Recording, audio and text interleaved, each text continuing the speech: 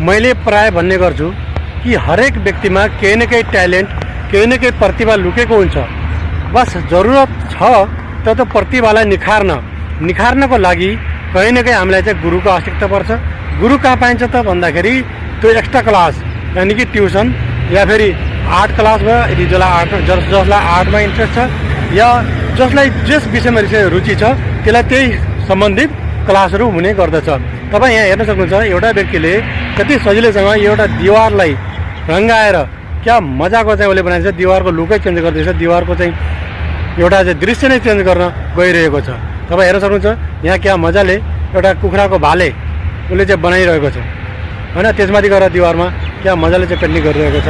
मैले प्रायः भन्ने गर्छु अभिभावकज्यूहरू खास गरेर तपाईँहरू आफ्नो बच्चाहरूलाई चाहिँ हमेसै भन्नुहुन्छ पढ पढ पढ पढ पढ भनेर। यदि जति तपाईँले फोर्स गर्नुहुन्छ त्यति नै तपाईँका केटाकेटी नानी बाबुहरू चाहिँ बिग्रिने चान्स बढेर आउँछ। तपाईँ आफै सोच्नुहोस् त, तपाईँ जब स्कुल जानुहुन्थ्यो, तपाईँ पनि स्कुल त पक्कै जानुभएको होला, जब स्कुल जानुहुन्थ्यो त्यति बेलामा तपाईँका अभिभावकले पढ पढ भन्दाखेरि तपाईँलाई कतिको रिस उठ्थ्यो, झन् तपाईँलाई चाहिँ इरिटेसन जागेर आउँथ्यो कि आउँथेन? एकचोटि मनन गर्नुहोस् त। सेम त्यही प्रकार तपाईँका नानी बाबुहरूलाई पनि त्यस्तो खालको हुनसक्छ। तपाईँ बुझ्ने प्रयास गर्नुहोस् तपाईँका नानी बाबुहरूलाई के चिजमा रुचि छ त। यदि उनलाई आर्टमा रुचि छ भने उनलाई चाहिँ आर्ट सम्बन्धी उनलाई कलरहरू दिलाएर हुन्छ कि, उनलाई चाहिँ ड्रइङ पेपर दिलाएर हुन्छ कि, उनलाई चाहिँ एक्स्ट्रा क्लास दिएर हुन्छ कि, उनलाई चाहिँ ड्रइङ क्लासमा लगाएर हुन्छ कि के गरी हुन्छ, उनको रुचिप्रति तपाईँको रुचि बढाउनुपर्छ।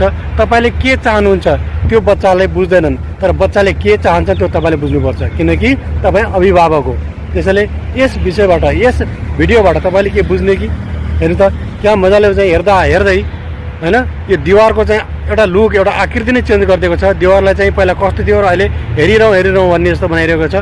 त्यसैले यो भिडियो तपाईँहरूको हितको लागि, तपाईँहरूको बालबच्चाको हितको लागि, तपाईँहरूको बच्चाहरूको भविष्यको लागि भनेर मैले पोषण गरिरहेको छु।